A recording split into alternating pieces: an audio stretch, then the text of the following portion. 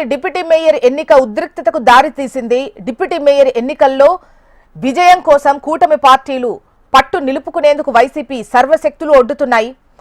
చిత్తూరు భాస్కర హోటల్లో వైసీపీ కార్పొరేటర్లు సమావేశమయ్యారు. సమాచారం తెలుసుకున్న కూటమి నేతలు హోటల్లోనే కార్పొరేటర్స్ ను నిర్బంధించారు. హోటల్ బయట కార్లను అడ్డంగా పెట్టారు. కార్పొరేటర్లను విడిపించేందుకు వెళ్లిన భూమన అభినయ్ రెడ్డిని సైతం కూటమి నేతలు నిర్బంధించినట్లుగా తెలుస్తోంది. దీంతో పరిస్థితి ఉద్రిక్తంగా మారింది. పోలీసుల రాకతో కూటమి నేతలు వెనక్కు తగ్గారు. భాస్కర హోటల్ నుంచి తిరుపతి బయలుదేరి వెళ్లారు.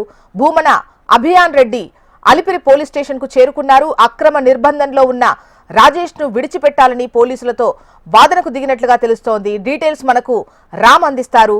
రామ్, అసలు ఏం జరుగుతోంది? Thank you Jyotsna.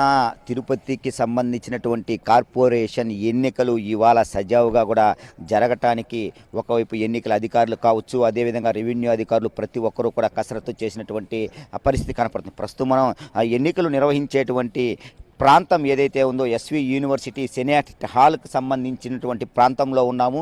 ఇప్పటికే ఇక్కడ భారీ పోలీసు బందోబస్తు అంతా కూడా ఇప్పటికే కూడా పూర్తిగా కూడా ఉన్నట్టు కూడా మనకు తెలుస్తుంది. ఎన్నికల అధికారులు తమ యొక్క విధులను పూర్తిగా నిర్వహించడానికి పెద్ద ఎత్తున కసరత్తే చేసింది.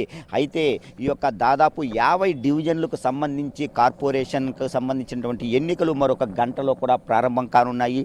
ఈ యొక్క గంటలో ప్రారంభం కానున్నటువంటి ఈ యొక్క ఎన్నికలకు సంబంధించి మనం చూసుకున్నట్టయితే ఇటువైపు జిల్లా రెవెన్యూ యంత్రాంగం కావచ్చు, అదేవిధంగా పోలీస్ యంత్రాంగం కావచ్చు పూర్తిగా కూడా సన్నద్ధమైందని అనేటువంటిది కూడా మనం చెప్పొచ్చు. అంటే నిన్నటి దినం గత 2 రోజులుగా కూడా రాష్ట్ర మంత్రి తిరుపతికి సంబంధించినటువంటి జిల్లా ఇన్ఛార్జి మంత్రి అనగానే సత్యప్రసాద్ గత 3 రోజులుగా కూడా తిరుపతిలోనే తిష్ట వేశారు. అంటే ఆ తిరుపతికి సంబంధించినటువంటి కార్పొరేషన్ డిప్యూటీ మేయర్కి సంబంధించినటువంటి స్థానాన్ని ఏ విధంగానైనా తెలుగుదేశం పార్టీ కైవసం చేసుకోవాలనేటువంటి నేపథ్యంలో కూడా అనేక పావులు కలుపుతున్నట్టు కూడా వైసీపీ శ్రేణులు పూర్తి స్థాయిలో కూడా ఆరోపిస్తున్నట్లు మనకు తెలుస్తుంది. అయితే జరుగుతున్నటువంటి ఈ యొక్క కార్పొరేషన్ ఎన్నికలు ఏవైతే ఉన్నాయో పెద్ద ఎత్తున ఇక్కడ దుమారం లేపినట్టు కూడా మనకు తెలుస్తుంది.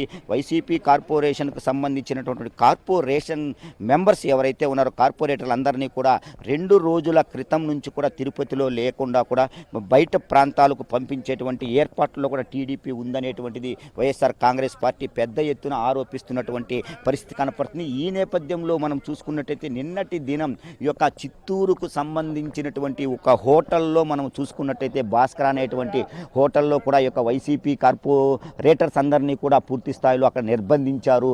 దీనికి సంబంధించినటువంటి గతంలో ఉన్నటువంటి భూమన్ అభినయ్ రెడ్డి డిప్యూటీ మేయర్ ఎవరైతే ఉన్నారో అతను 4వ డివిజన్ కార్పొరేటర్గా ఉన్నారు. ఆ యొక్క కార్పొరేటర్కి సంబంధించినటువంటి ఆయన రాజీనామా చేసి జరిగినటువంటి సార్వత్రిక ఎన్నికలు ఏవైతే ఉన్నాయో అక్కడ ఎమ్మెల్యేగా కూడా పోటీ చేసినటువంటి పరిస్థితి. అయితే ఈ నేపథ్యంలో ఈ యొక్క కార్పొరేటర్లందరినీ కూడా భాస్కర హోటల్లో ఎక్కడైతే నిర్బంధించారో చిత్తూరులో అక్కడికి అభినయ్ రెడ్డి యొక్క సమాచారాన్ని తెలుసుకొని వెళ్ళడం కూడా జరిగింది. వెళ్ళిన తరువాత అక్కడ ఉన్నటువంటి కార్పొరేటర్లు ఎవరు నిర్బంధంలో ఉన్నారు ఏంటి అనేటువంటిది పూర్తిగా కూడా అక్కడ ఉన్నటువంటి సమాచారం తీసుకోవడం జరిగింది. తమ కార్పొరేటర్లందరినీ కూడా కావాలనే ఇక్కడ చిత్తూరులో నిర్బంధించారు అనేటువంటిది భూమన్ అభినయ్ రెడ్డి కూడా వాళ్ళందరినీ ప్రశ్నించడం జరిగింది. అంటే తెలుగుదేశం పార్టీకి సంబంధించినటువంటి నాయకులు, కూటమి నాయకులు అందరూ కూడా ఆ యొక్క చిత్తూరులో ఉన్నటువంటి కార్పొరేటర్ ఈ యొక్క భాస్కర్ హోటల్లో ఉన్నారు. వాళ్ళందరినీ కూడా తమ కార్పొరేటర్లను ఎందుకు నిర్బంధించారు, డబ్బులు పెట్టి వాళ్ళందరినీ కొనుగోలు చేస్తున్నారు అనేటువంటిది పెద్ద ఎత్తున రసాబసా జరగడం కూడా జరిగింది. ఆ కార్పొరేటర్స్కి సంబంధించినటువంటి కుటుంబాలు సైతం కూడా ఆ యొక్క హోటల్లోనే ఉన్నారు. వాళ్ళందరూ కూడా పూర్తిగా భయభ్రాంతులకు అయినటువంటి పరిస్థితి. అంటే ఒక పెద్ద ఇక్కడ ఒక నెట్వర్క్ ఒకటి జరిగిందనేటువంటిది పూర్తిగా కూడా ఈ యొక్క వైఎస్ఆర్ కాంగ్రెస్ పార్టీకి సంబంధించినటువంటి నేతలందరూ కూడా ఆరోపిస్తున్నటువంటి పరిస్థితి. మరొక గంటలో కూడా ఈ యొక్క తిరుపతికి సంబంధించినటువంటి 50 డివిజన్ కార్పొరేటర్లకు సంబంధించినటువంటి ముఖ్యంగా డిప్యూటీ మేయర్కు సంబంధించినటువంటి ఎన్నిక జరిగేటువంటి నేపథ్యంలో 47 మందికి సంబంధించినటువంటి కార్పొరేటర్లు టోటల్గా 50 డివిజన్లకు సంబంధించిన కార్పొరేటర్లకు సంబంధించి పూర్తి స్థాయిలో ఈ యొక్క 4వ డివిజన్లో ఉన్నటువంటి ఆ భూమన్ అభినయ్ రెడ్డి డిప్యూటీ మేయర్గా ఉన్నారు. ఎమ్మెల్యేకి పోటీ చేసిన సందర్భంలో కూడా రాజీనామా చేశారు. 7వ డివిజన్కి మనం చూసుకున్నట్టయితే పూర్తిగా కూడా అంటే స్థానిక ఎన్నికలు ఎప్పుడైతే కార్పొరేషన్ జరిగినాయో అక్కడ కూడా ఇది మాకు వైసీపీకి మాకు టీడీపీకి సంబంధించి జరగాలి అనేటువంటిది పెద్ద ఎత్తున దుమారం లేపడంతో కూడా ఈ యొక్క 7వ డివిజన్కు సంబంధించినటువంటి ఎన్నికను పూర్తిగా కూడా ఆ కోర్టు ఉత్తర్వులతో పూర్తిగా నిలిపివేయడం జరిగింది. మరొక కోణంలో మనం చూసుకున్నట్టయితే ఒకే ఒక్క తెలుగుదేశం పార్టీ అభ్యర్థి ఇక్కడ ఈ యొక్క 50 డివిజన్లో కూడా ఆర్సీ మునికృష్ణ కైవసం చేసుకున్నారు. మొత్తం మీద తిరుపతి కార్పొరేషన్ని టోటల్గా కూడా వైఎస్ఆర్ కాంగ్రెస్ పార్టీ తన గుప్పెట్లో పెట్టుకుంది. ఉన్నటువంటి కార్పొరేటర్లు అందరూ కూడా పూర్తి స్థాయిలో వైఎస్ఆర్ కాంగ్రెస్ పార్టీకి సంబంధించిన వారే ఉన్నారు.